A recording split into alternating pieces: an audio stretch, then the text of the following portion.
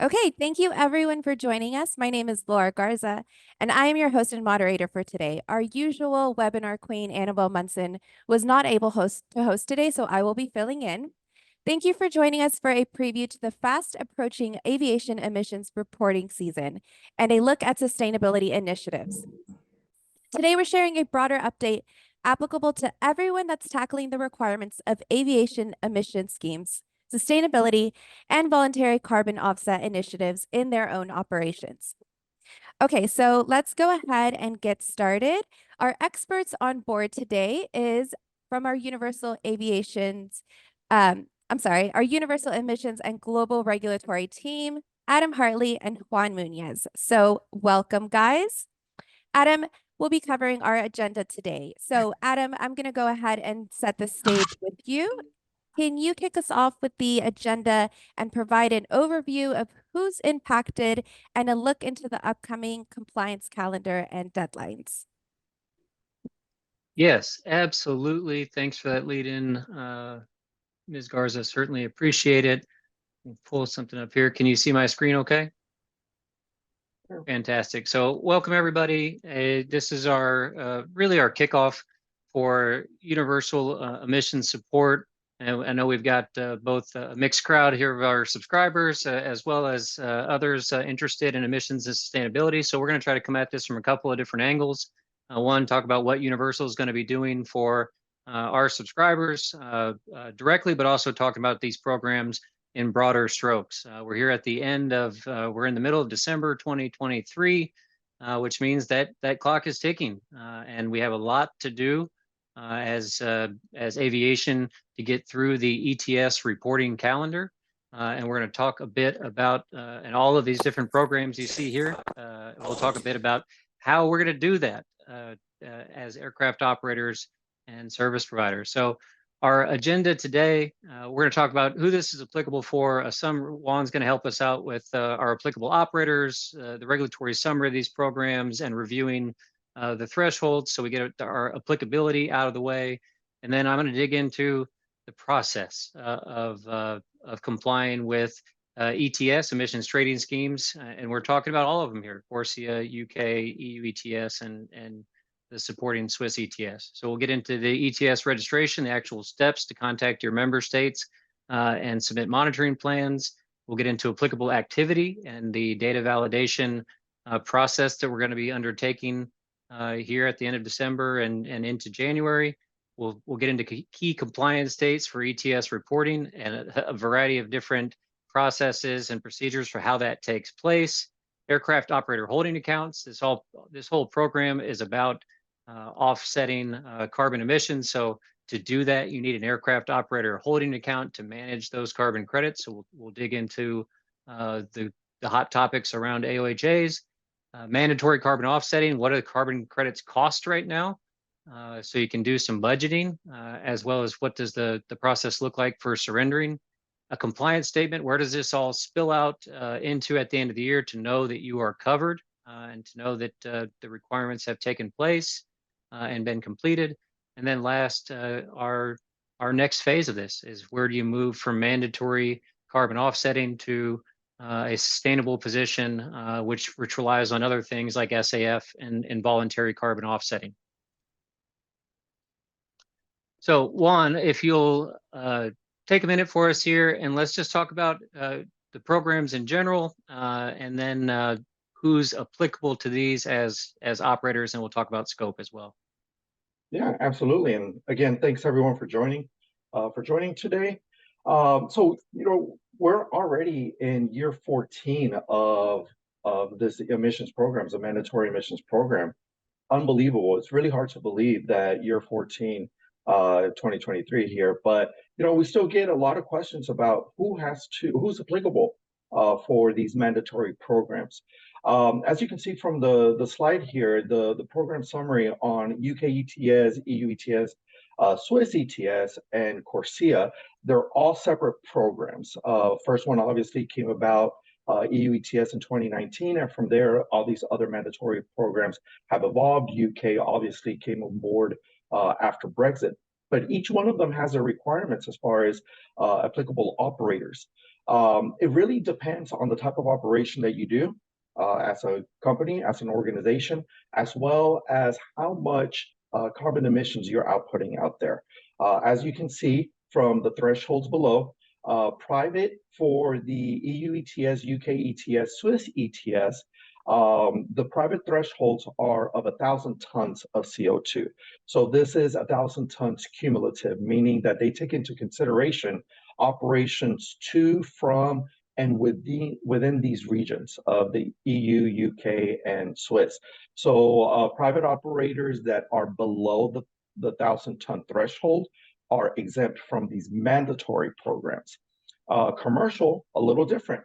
Commercial is the bar sets at 10,000 tons of CO2. So there is quite a big difference between the requirements of a private operator versus a commercial operator. A commercial operator, if you hold an air operator certificate and you fall below the 10,000 ton threshold, then you are exempt from having to report for the EU, UK, and Swiss ETS. Now, these are the thresholds of having a mandatory report. If you go over the thresholds of 1,000 tons for private and 10,000 for commercials, if you have at least one operation intrascope, meaning within the UK or within the EU, that's where that mandatory reporting and offsetting comes in. So now we're talking about what do you have to offset. The thresholds of 1,000 and 10,000 are the requirements for the mandatory reporting. But when it comes to offsetting, you're only offsetting the carbon output on those intra-European, intra-UK operations. So you might go above these thresholds, but when it comes to offsetting, you're going to be offsetting a fraction of that threshold that you reached. As we can see, the Swiss ETS, it's all included in the EU ETS. Although it's a separate program, it does get rolled into the EU ETS portion of it. Now, applicable activity, as you can see from the three major programs here, UK ETS, EU ETS, which also incorporates Swiss ETS, and CORSIA. So the applicable activity for UK ETS, as you can see, is to and from the UK and outlying territories, including Gibraltar, and then UK domestic flights. EU ETS, to and from the 26 EU member states and EEA countries, from and intra-EU EEA flights to the UK and EEA flights in general. And CORSIA, it's all your international activity. So CORSIA is set apart from these regional mandatory programs in the fact that CORSIA is for all your international operations. This includes, if you're based in the US, this would include US Canada trips, US Bermuda, anything that your origin port is in one country and your destination point is in a different country, that contributes into the CORSIA applicable activity. As of now, CORSIA remains on a voluntary basis for US operators, and the reporting are really, as of now, only for those large emitters. Right, currently the threshold for CORSIA is also at 10,000 tons, and that's for everyone, both private and commercial. So there is no distinction between a private and commercial operator. Everyone is at that 10,000 ton threshold for CORSIA.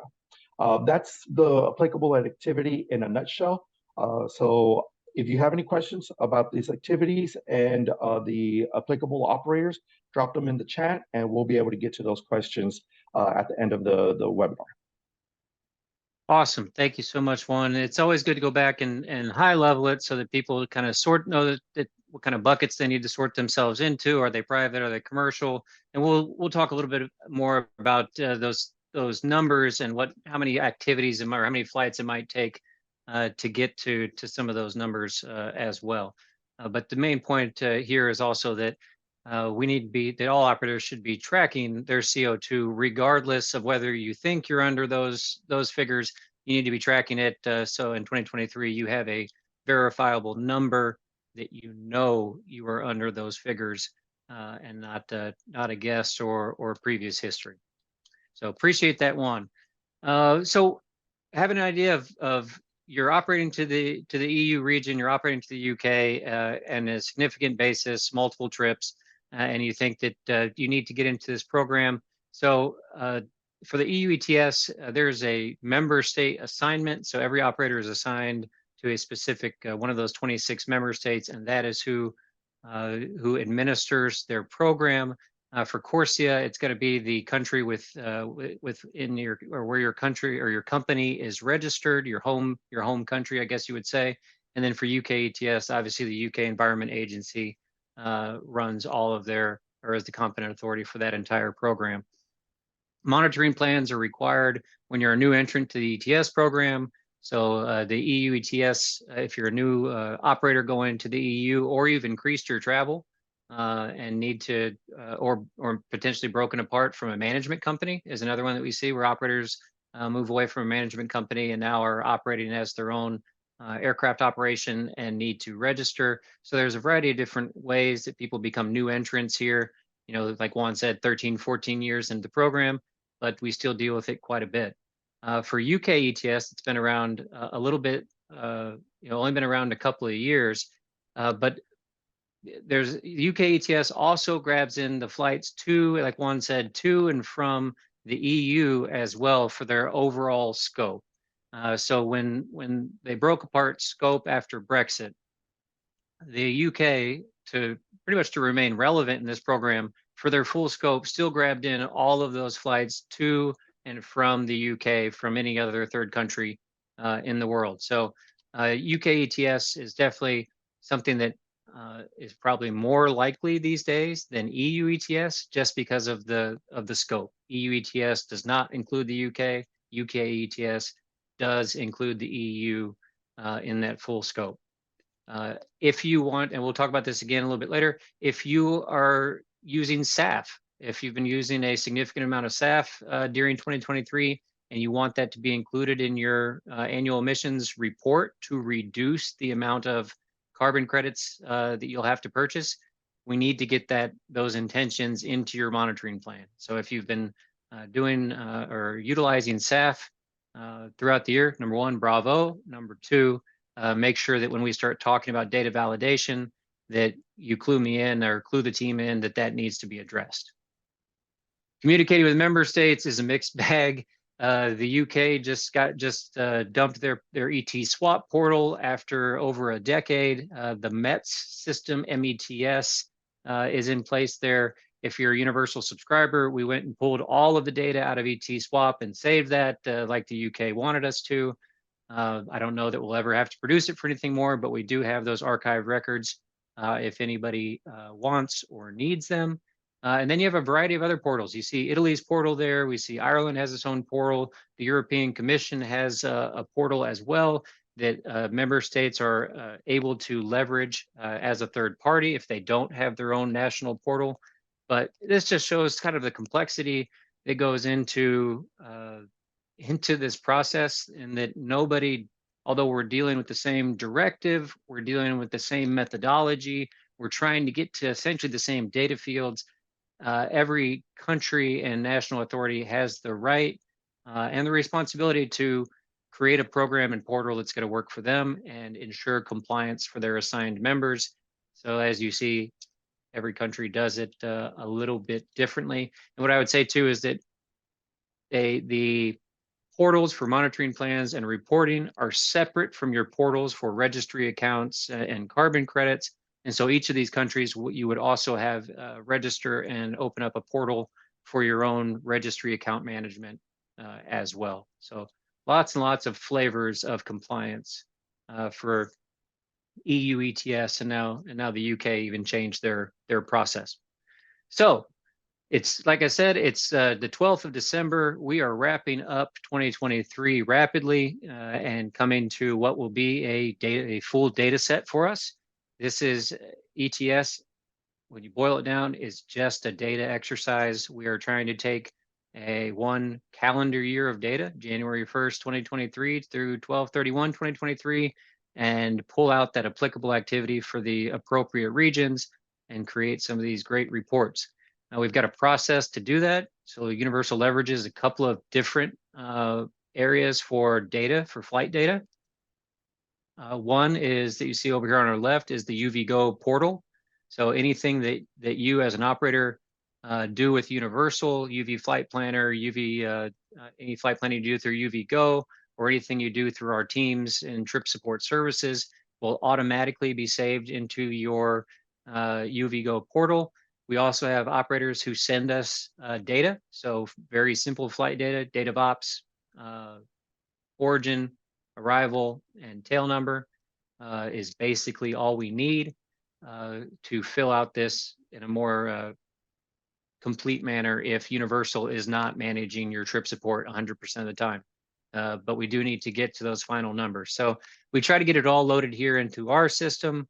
That tells us who of our subscribers is going to be anywhere near those thresholds that we talked about before. And we pull reports for a variety of different reasons. Some operators, or we're going to pull every reports from Eurocontrol for everybody anywhere close to those thresholds, 1,000 for private, 10,000 for commercial, or somebody that we may not have any data on or a lot of data on that might be doing DIY ops or using a different service provider.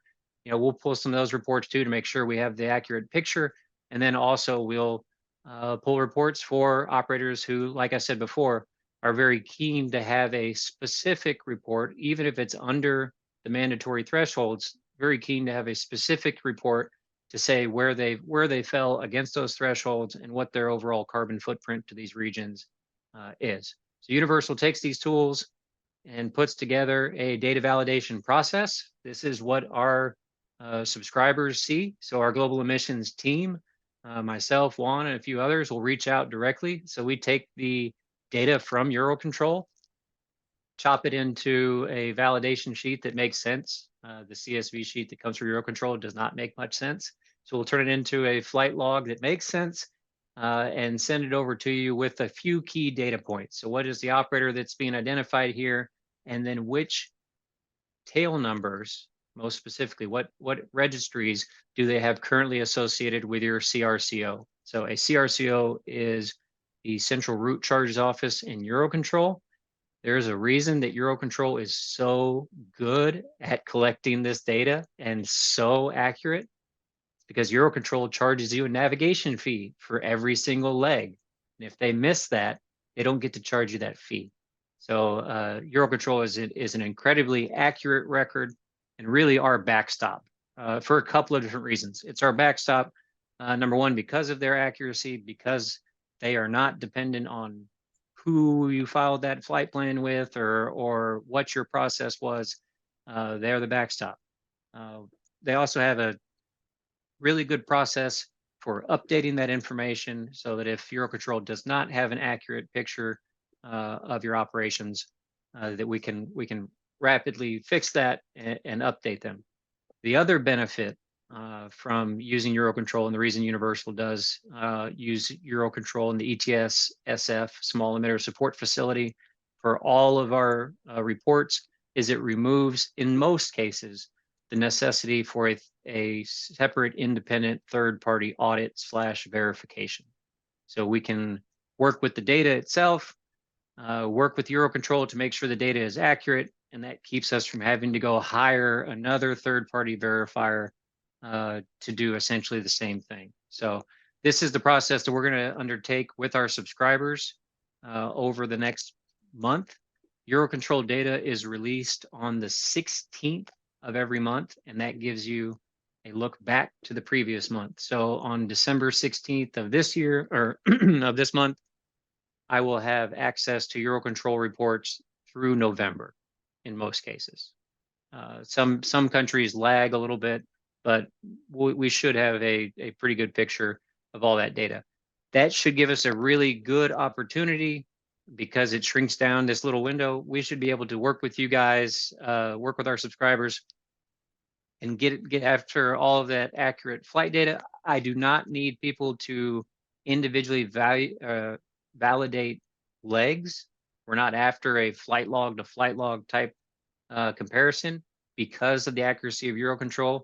It's about fleet lists, the aircraft you were actively operating, and the dates in which you were doing it. And from those dates and from that active fleet list, we can build out, Eurocontrol will paint the rest of the picture for us.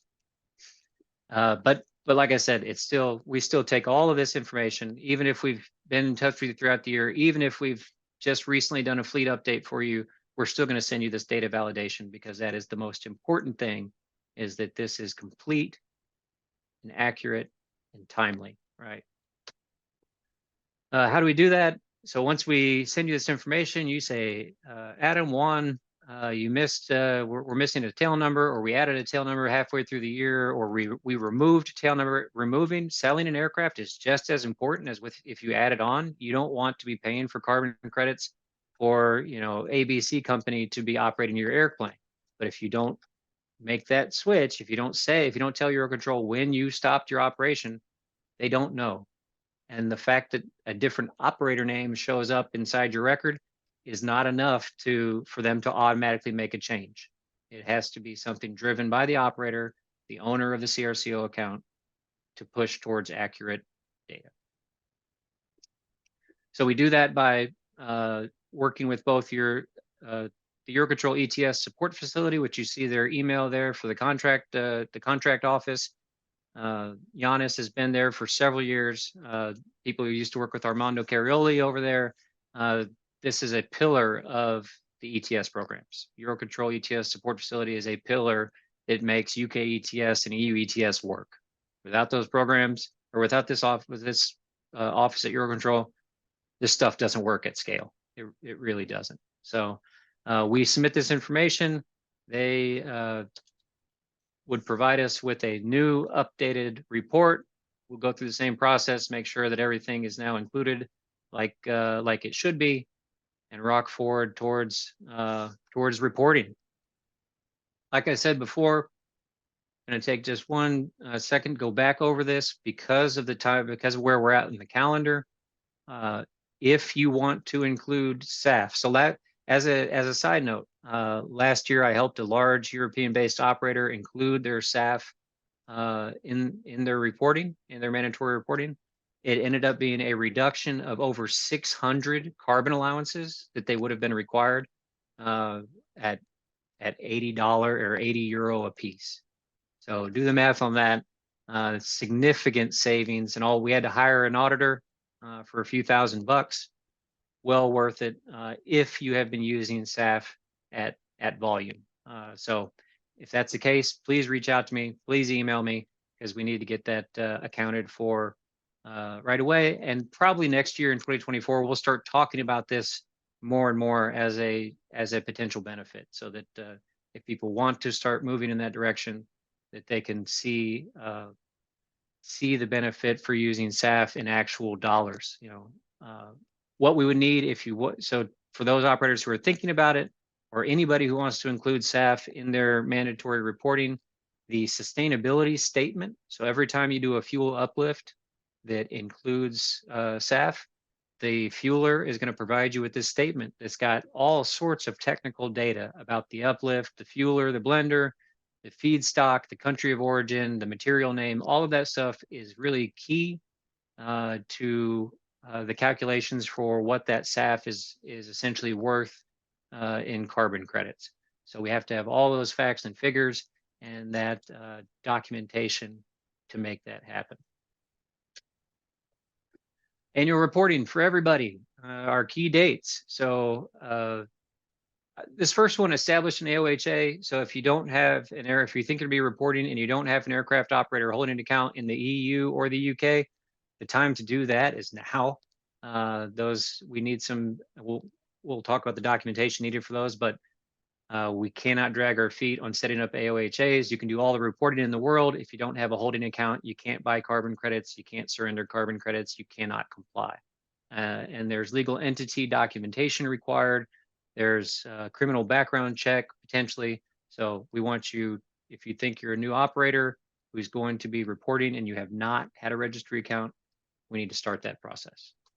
So I threw up 28th February as a as a standard, but that's really a suggested timeline that's going to keep you in line with being able to make these next dates. So your AE reports themselves, Spain and Portugal, the Iberian Peninsula does things a little bit different there. Spain, 28th of February, Portugal with the 15th of March for their reports being due. Every other member state and the UK and Corsia are all by 31st of March each year. 1 month after that, so 1 month after that for Spain, 1 month after that for the other countries, you have to surrender those carbon credits. In the other systems and processes in the UK, you'll be using METS to do your reporting, and the UK registry system to offset. And then for EU ETS, like I showed you, there's a variety of different portals, but probably a national portal for reporting. Some will still use email. Some still work with an email attachment. We really like those countries. Those are good countries. And then for your AOHA portal, there's an EC, European Commission portal for those UK or for those European registry accounts. Registry accounts, aircraft operator holding accounts. These are financial accounts because a carbon allowance, a carbon credit, whatever you want to call it, an offset, at the end of the day are just financial instruments. And those financial instruments have to be protected in a variety of ways for security to avoid things like money laundering and stuff. So the KYC information, the know your customer information for aircraft operator holding accounts is pretty high. It's really banking level KYC. So each country is going to have a separate registry authority away from their help desk. So you may be dealing with one group that deals with your monitoring plans, your reports, and all that stuff. They generally will not touch your registry. Your registry is going to be because of these security concerns. The registry account is going to be separate and under lock and key. It's the legal entity document, like I said, for the company, proof of the incorporation. They're trying to get at the legal entity here itself. So the lists of persons who have significant control, list of directors, all of that type of stuff, so they can decide who has legal authority to be your legal representative. And then that legal representative nominates a couple authorized representatives. Those authorized representatives have to go through, in the US, FBI background checks, or if foreign, other national criminal background checks to meet this requirement, as well as provide some of their personal information like utility bills, bank statements, that type of stuff. So lots of people recoil at some of these requirements, especially when it gets into the personal information. Never fear though, as part of our end-to-end solution, Universal does both, we do AOHA creation. We can manage accounts that are already established. If you have personnel who have rotated out of the company, these accounts have to be reconfirmed. The documentation for them has to be reconfirmed every 3 years, so we can do that for you as well. Or if you just need us to purchase carbon credits and deposit them in an account you're managing, we can certainly do that. If you're managing your own AOHA directly and have questions, can certainly answer those if you send them our way. For this year, for 2023 reporting, the Universal Weather representatives, myself and the Venerable Juan Muniz, will be your authorized representatives. For EU ETS, we're still using our partner, Chris and Rick over at AES, Aviation Emissions Solutions, which if you've got a registry account in the EU through us, you're well familiar with those guys, but we'll still be managing those for you as part of that end-to-end solution.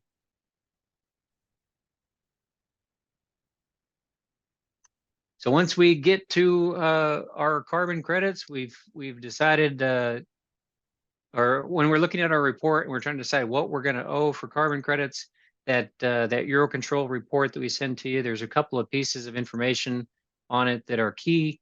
So over towards the right side, the third column from the right, in CO2 tons. These data for eligibility assessments, that's your full scope. So in this case, we're looking at 701 for the EU and 978 for UK ETS. For a private operator, when that gets to 1,000, you are now in the program and have to play ball. For a commercial operator, when those numbers get to 10,000, that's when you're in the program. Like Juan mentioned, though, we don't offset or have to deal with our entire full scope carbon footprint to, from, and within. We only have to offset the portion which occurred within that specific program's region. So for the UK, like Juan said, UK to Gibraltar, UK to UK, UK to EU are some intra-scope flights that people will have to offset. But again, only if you're going over that 1,000-ton threshold.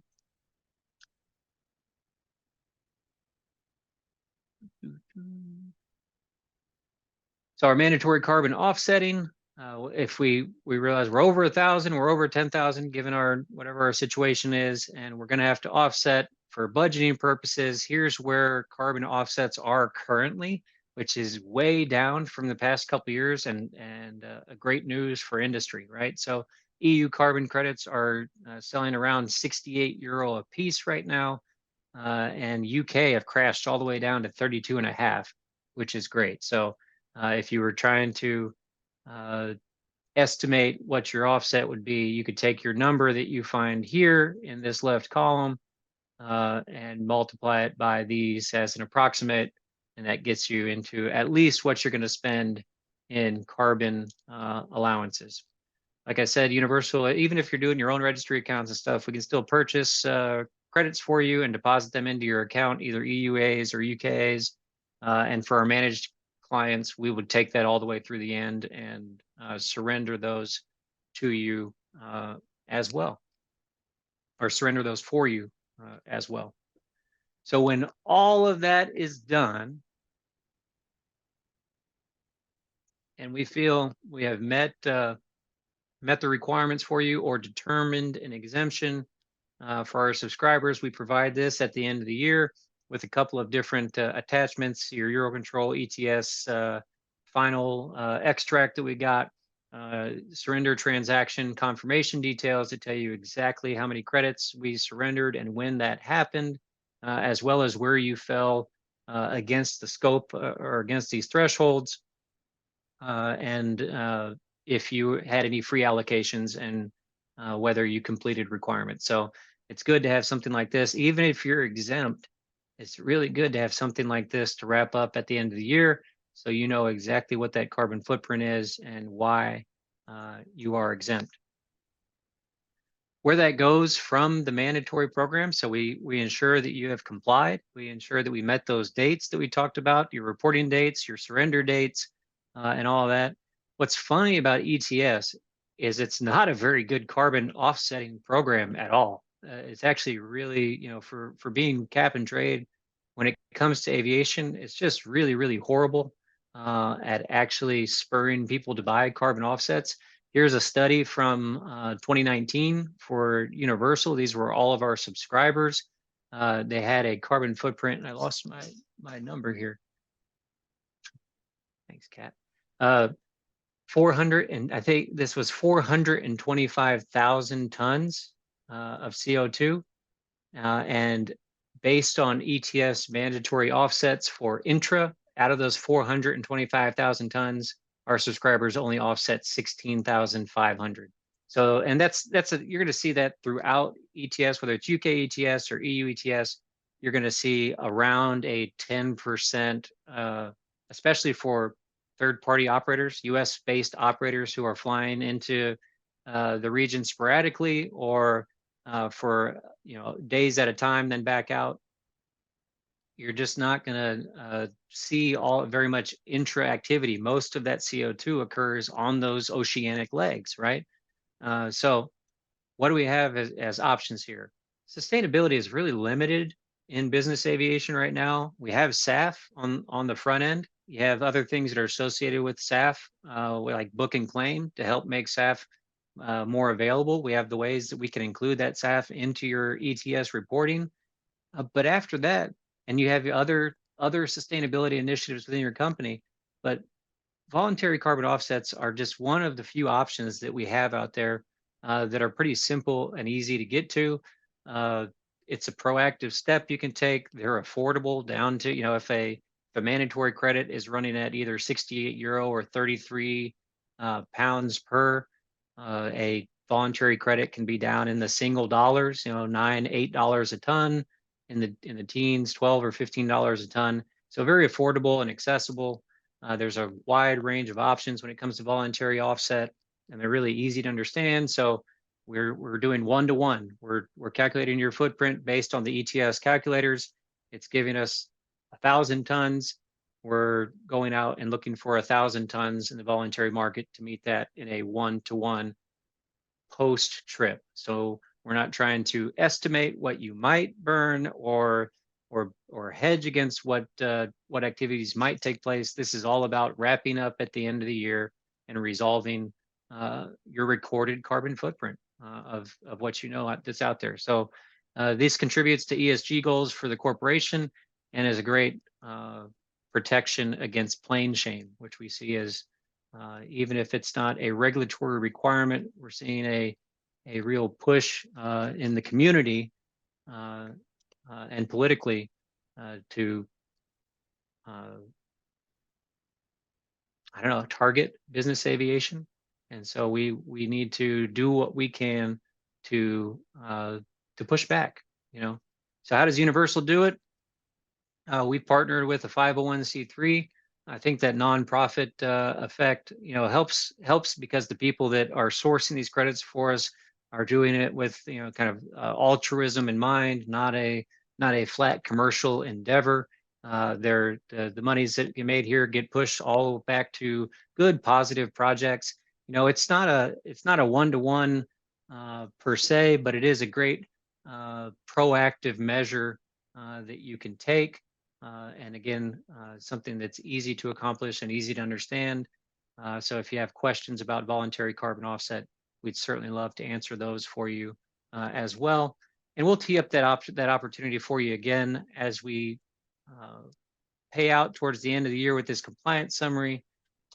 We'll kind of let you know where or what your pie looks like. I guess would be a good way to put it. We'll let you know what your pie looks like and give you some of these opportunities to fill in that pie as well at the end of the reporting season. So I know that was a lot of information, Juan and Laura and everybody. I think we've got some pre-submitted questions, Laura, that Juan's going to work through with us, and then we'll see what else comes from the audience, right? Yes, thank you so much. So we're going to open it up for questions now. If you haven't done so already, right now is the time to put any questions that you may have into the chat. We did get some pre-submitted questions, so we're going to go ahead and kick off with those. The first question, Juan, if you can help us out. What type of operations are required to comply with this scheme? Sure. So as we mentioned before, really these programs target both private and commercial operators and operations, but it just depends on the amount of carbon emissions that you are outputting to determine whether you qualify for that mandatory reporting. Again, for the European programs, that's UK ETS, EU ETS, and Swiss ETS, a private operator if you reach 1,000 tons of CO2 cumulative, then you are required to report. Commercial is 10,000 tons. And for the international program, Corsia, it's 10,000 tons for everyone. Okay, perfect. Thank you. The second question, we've been exempted in the past. Are requirements changing moving forward?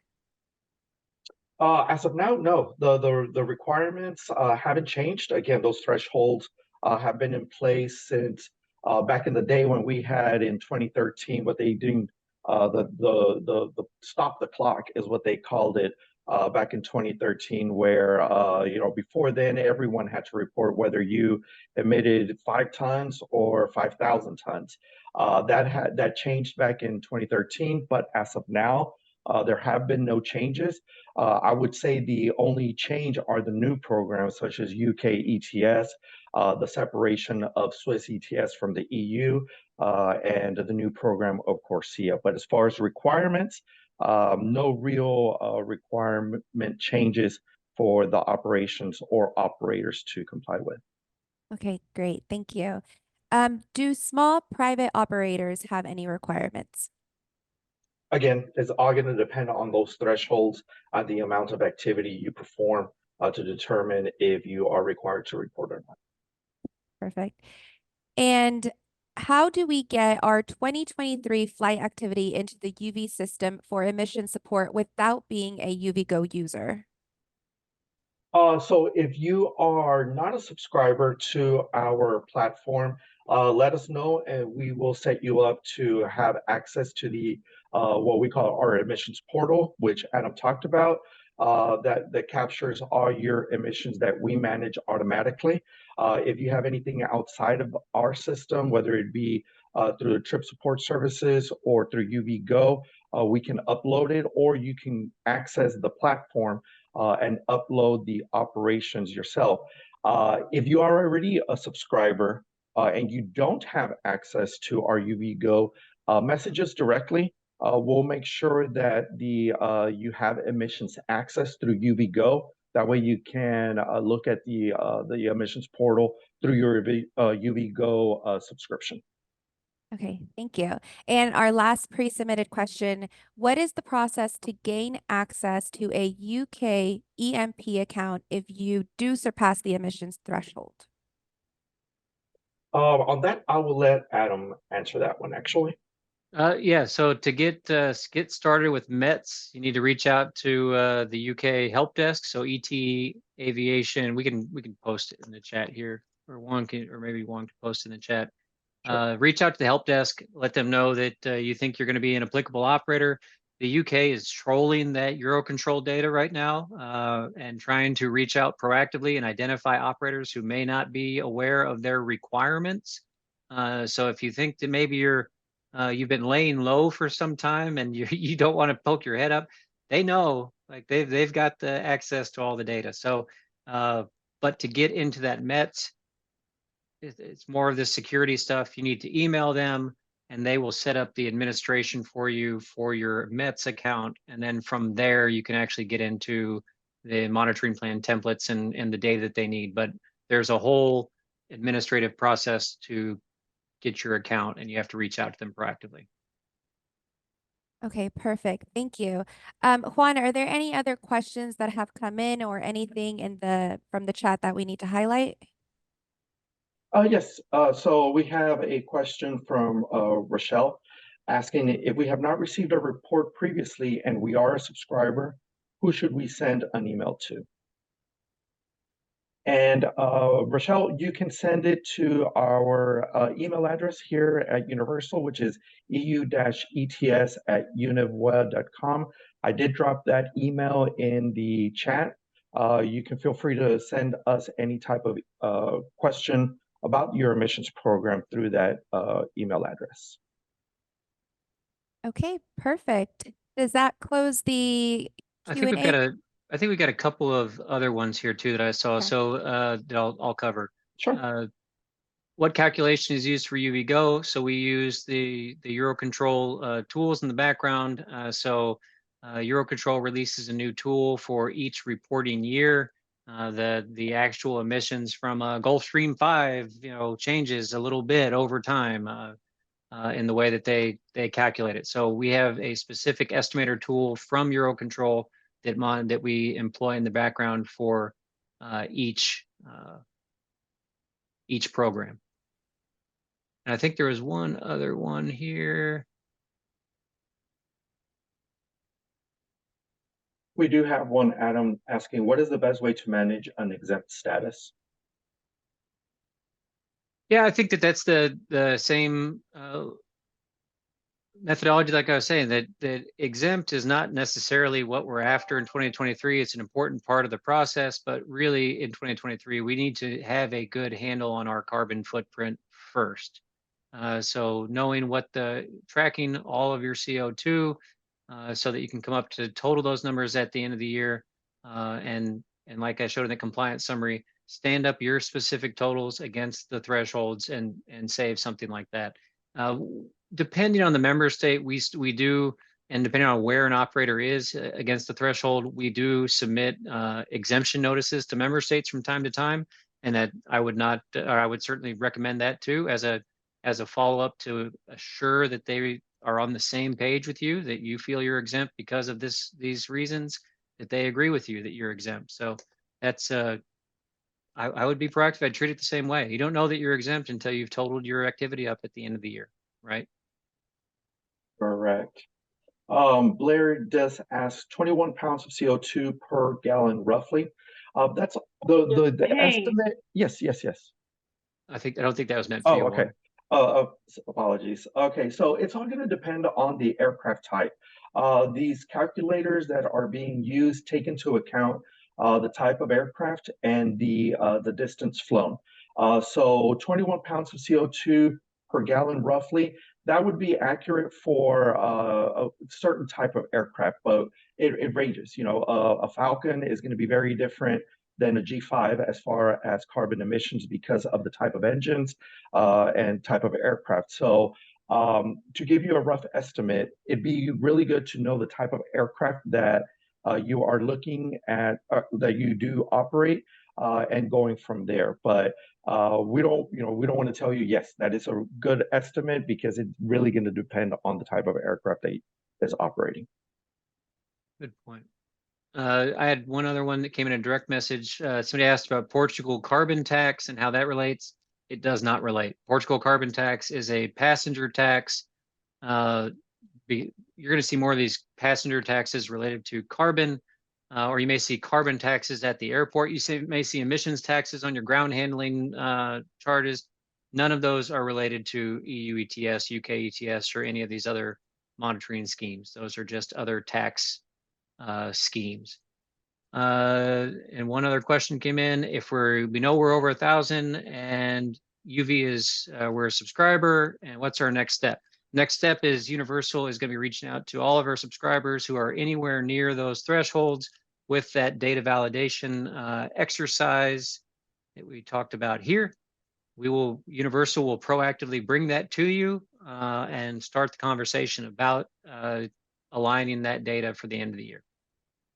Thank you. Any other questions, Adam, Juan?